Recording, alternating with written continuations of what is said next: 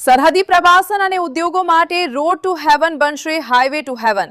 કેન્દ્ર સરકારે રૂપિયા 650.42 કરોડ મંજૂર કર્યા.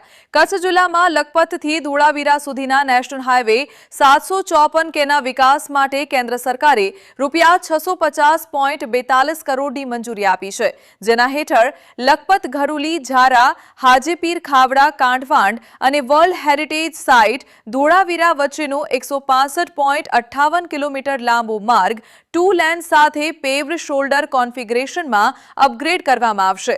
હાલ વિશ્વભરમાં રોડ ટુ હેવન તરીકે ઓળખાતો આ માર્ગ પહોળો બનતા પ્રવાસીઓ માટે મુસાફરી વધુ સુરક્ષિત અને સુવિધાયુક્ત બનશે.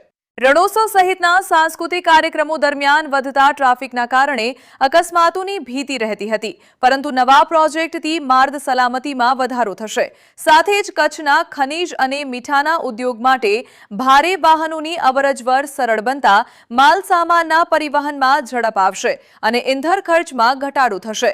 પ્રોજેક્ટ પૂર્ણ થયા બાદ કચ્છના સરહદી વિસ્તારોની કનેક્ટિવિટી મજબૂત બનશે અને પ્રવાસન સાથે સ્થાનિક રોજગારીની તકોમાં પણ વધારો થવાની સંભાવના છે.